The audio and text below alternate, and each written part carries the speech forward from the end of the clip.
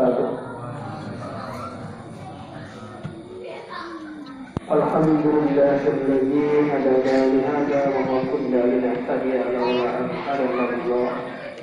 أشهد أن لا إله إلا الله وحده لا شريك له وأشهد أن محمدا عبده ورسوله. اللهم صل على محمد وعلى آله وأصحابه رسول الله أجمعين. يا أيها الذين آمنوا كتب عليكم الصيام كما كتب على الذين من قبلكم لعلكم تتقون. وقال رسول الله صلى الله عليه وسلم في كتاب الحديث من صام رمضان إيمانا واحتسابا غفر له ما تقدم من ذنبه. وقال الله تعالى في كتاب الانتصار أيضا يا أيها الذين آمنوا اتقوا الله حق تقاته ولا تموتن إلا وأنتم مسلمون. إن الله وملائكته يصلون على النبي يا أيها الذين آمنوا صلوا عليه وسلموا تسليما. Bapak Ibu sekalian, para jemaah yang dirahmati Allah Subhanahu wa taala, khususnya anak-anak, mari kita sama-sama pada hari yang malam ke-7 yang sudah kita lalui berpuasa di menginjak malam yang ke-7. Dan pada malam ke-7 ini kita semua patut bersyukur hadirat Allah Subhanahu wa taala karena Allah masih berkenan memberikan taufik dan hidayahnya kepada kita sehingga kita dapat hadir di masjid yang sama-sama kita cintai dan sayang ini dalam rangka untuk melaksanakan ibadah sholat isya, tarawih, dan zikir, dan nanti mungkin akan kita lanjutkan dengan tadarus atau tilawah Al-Quran. Salam dan salam marilah kita sampaikan kepada junjungan kita Muhammad sallallahu alaihi wasallam. Allahumma shalli ala Muhammad wa ala alihi wa sahbihi Rasulullah Muhammad. Bapak Ibu saudara sekalian yang kami hormati, dirahmati Allah Subhanahu wa taala. Khususnya saya ingin bertanya dulu nih sebelum kita melanjutkan kultum Ramadan kita pada anak-anak. Anak-anak, saya ingin bertanya dulu kepada anak-anak. Ya, Ustaz ingin bertanya dulu pada anak-anak ini. Ya, yang pertama pertanyaannya, kedengaran nggak suara saya? Dengar? Dengan jelas? Ya. Ya, yang pertama itu dulu. Kalau tidak didengarkan, suara saya tidak kedengaran, berarti kan mubazir saja. Jadi pekerjaan yang mubazir itu kawan setan. Dalam Al-Quran dikatakan begitu. Wala tubazzir tabzira innal mubazzirina kanu ikhwana syaitin wa kana syaitan lirabbihi kafura. Janganlah kamu berlaku mubazir karena mubazir itu kawan setan. Sesungguhnya setan itu sangat ingkar kepada Tuhannya. Wa kana syaitan lirabbihi kafura.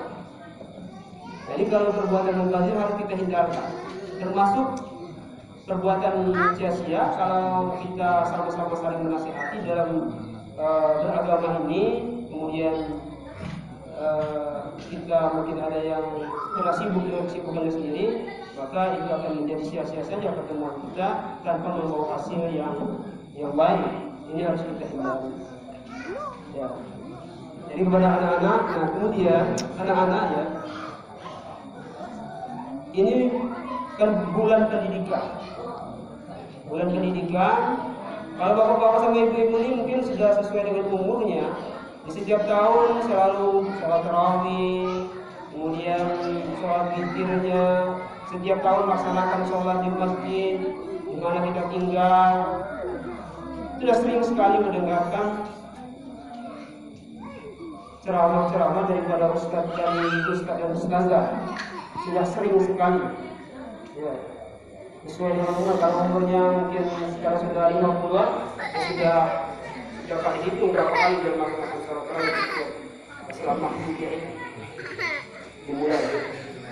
Makanya saya selalu mengingatkan, mari kita bersama-sama mengajarkan anak-anak kita untuk tetap dia dekat dengan masjid, tapi di dekat dari masjid tidak mesti mereka harus ikut mengganggu orang-orang mereka yang akan melaksanakan ibadah. Mereka memang harus kita rangkul, kita dekatkan, kita akrabkan dengan masjid, tapi mari kita juga mengajari mereka bahwa sampaikan kepada mereka bahwa kalau lari-lari di depan orang sholat itu tidak boleh. Si anak-anak ya, saya ingatkan, kalau orang lagi sholat, Rasulullah melarang, ya, Rasulullah melarang orang lari-lari di depan orang sholat itu. Nanti kita Muhammad SAW melarang itu tidak boleh. Dia lari-lari tidak boleh. Orang sholat. Ikut saja orang tua yang sholat, yang ikut saja. Bapak Ibu, saya diberikan amanah oleh pengurus masjid. Judulnya Sifat Sholat Nabi. Ini sifat sholat Nabi. Saya bilang begitu. Sebenarnya barangkali saya diberikan jadwal, namun karena Ustaz Irfan Ali, beliau minta saya untuk gantian jadwal sekarang. Dia mohon saya malam ini dan dia malam yang kedua saya malam tadi, maka saya saya dengan penting juga kita sama-sama fleksibel dalam jadwal itu. Sangat luasnya sebenarnya apa yang diberikan oleh panitia pengurus masjid tentang sholat Rasulullah SAW ini.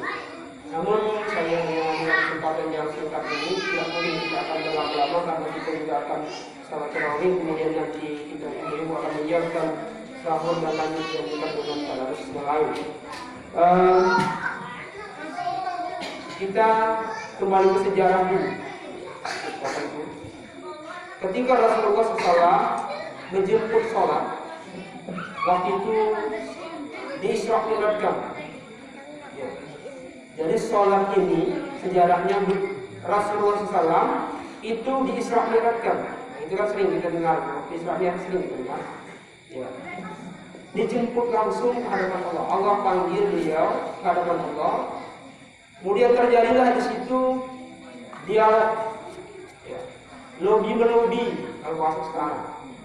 Sebenarnya lobby itu ya dari zaman itu kayaknya Allah juga perlu sebab Nabi Musa untuk mengajarkan. Ketika beliau dipanggil oleh Allah, perintah sholat berapa Bapak Ibu? 50. Ya.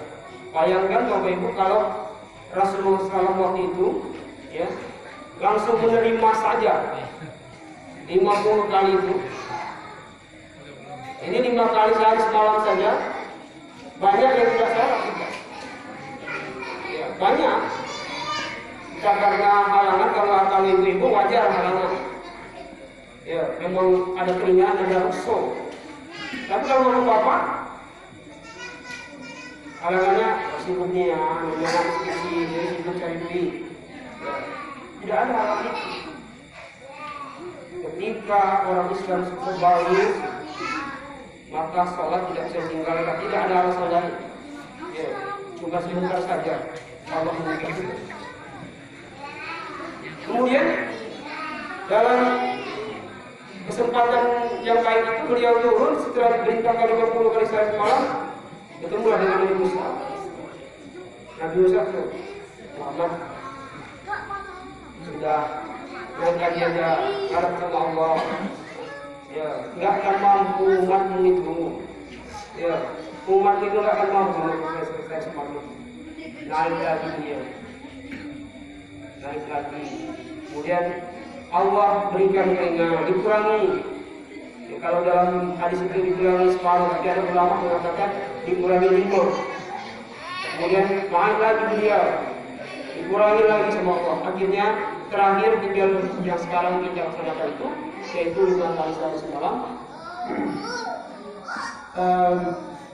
Dan Nabi Musa sebenarnya suruh beliau menghadap lagi, tidak akan mampu umatmu itu, kata Nabi Musa. Tapi Rasulullah bilang, saya mau kepada Allah. Dan Muhammad bilang begitu.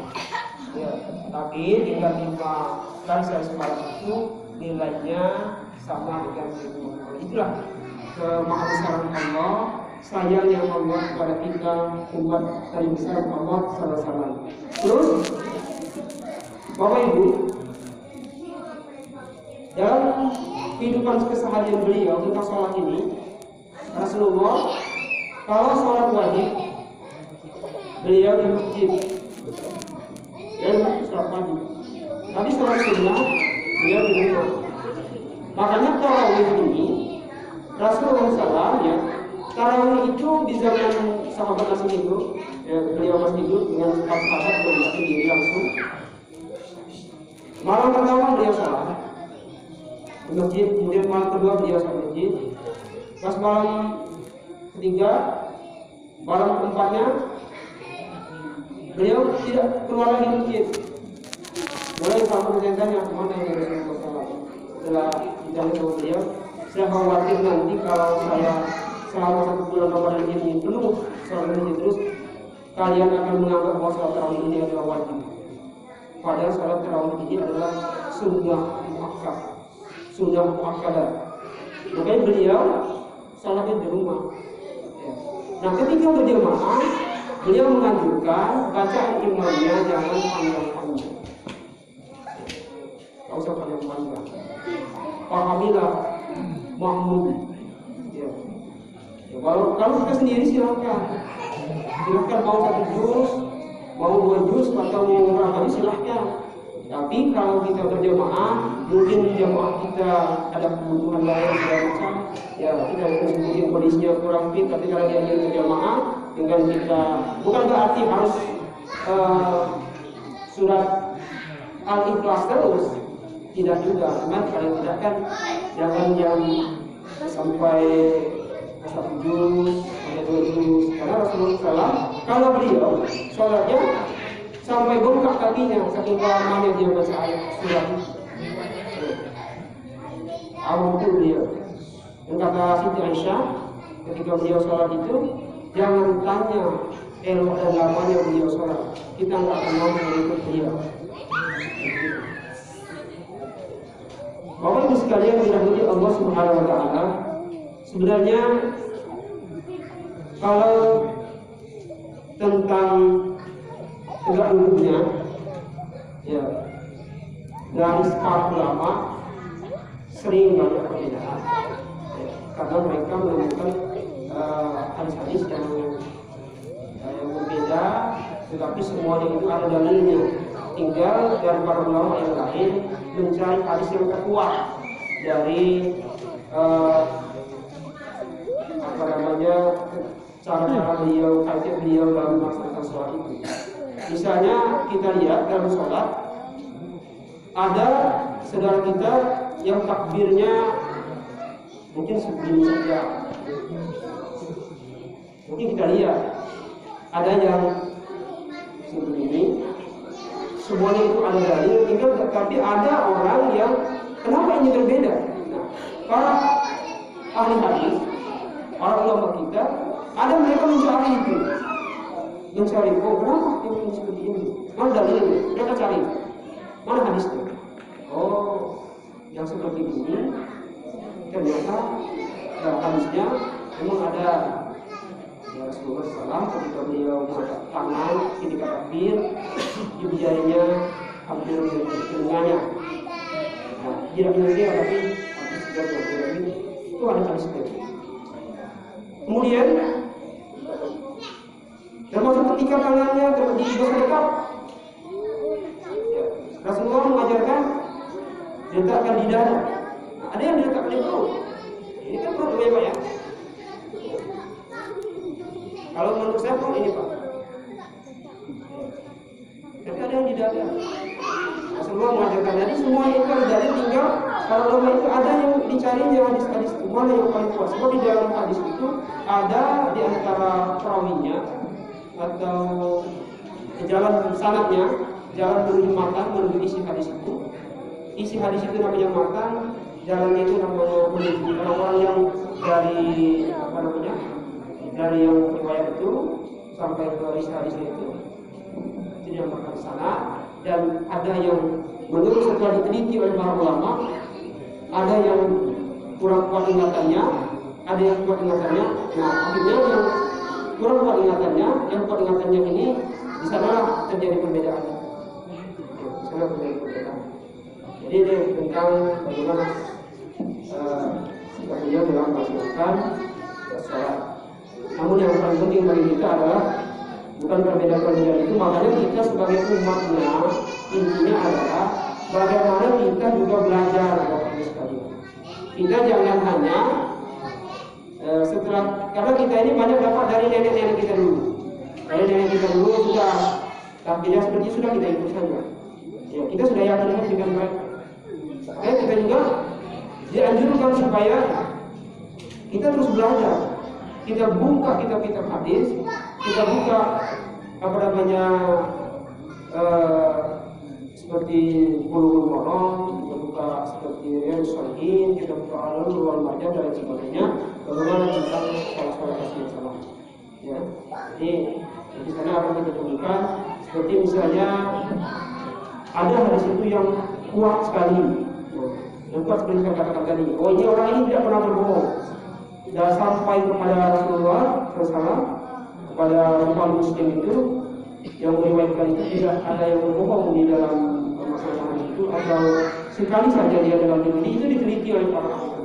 Nah, disinilah ada yang kita dapat satu hadis saja sudah kita jadikan sebagai hujjah, sebagai pedoman kita, dan ada kita menganugerahkan. Nah, yang penting makanya saya katakan tadi, mari kita terus belajar tentang agama ini, ya, tidak boleh saling menyalahkan, semuanya itu ada dalilnya, termasuk di dalam sholat tarawih di sini. Sholat tarawih ini makanya berbeda-beda. Ada yang 4-4-3, ada yang sholatnya 2 salam 20 rakaat, ada yang 2 salam 11 rakaat. Ada yang saya pernah baca, ini saya pernah baca Rasulullah SAW itu menurut yang saya baca, pernah beliau 8 rakaat sekali salam. Pernah itu. Tapi tadi kan, makanya dengan kita belajar kita akan tahu mana sebenarnya ya paling kuat. Ya, agama ini kan kita pelajari, kita baca semuanya ada dalam hadis. Itu hadisnya hadis yang sahih Bukhari Muslim, hadis yang makbul, hadis yang diterima. Nah, seperti kita sampaikan di sini, ini menjadi bahan kita saja. Bukan saya ingin mencari perbedaan, tapi inilah kenyataan di lapangan kita bahwa seperti hadis yang 2 salam, ya, 2 salam itu. Kalau saya tidak salah, saya baca di Al-Ulum baca itu Ani bin Umar, dari anak Umar bin Khattab. Ya, di situ diterangkan bahwa sholatul lail masna, sholat malam itu 2 rakaat. Kemudian yang 4-4-3 itu dari Siti Aisyah, dari istri Rasul, dari istri Rasulullah. Rasulullah SAW itu ketika sholat malam, baik di bulan Ramadan maupun di luar bulan Ramadan, tidak pernah lebih dari 11 rakaat. Kata Siti Aisyah 4, kemudian 4, kemudian 3. Begitulah. Jadi ada semua dalilnya. Ada yang tadi dari Ani bin Umar, kemudian yang ini dari Siti Aisyah. Nah, mana yang paling benar, mana yang paling mungkin? Wallahu a'lam bishawab. Allah yang lebih tahu. Ya, kita tidak tahu, cuman yang penting adalah semuanya ada dalilnya. Yang tidak boleh itu kita saling menyalahkan. Oh, yang sana tidak sah, yang sana tidak sah. Yang sah itu yang mana? Akhirnya kan bingung. Itu tidak boleh. Yang penting kita adalah dalilnya jelas. Kita sama-sama melakukan sholat tarawih ini, dan intinya adalah bagaimana ketika kita sedang melaksanakan sholat ini menjadikan kita orang yang baik.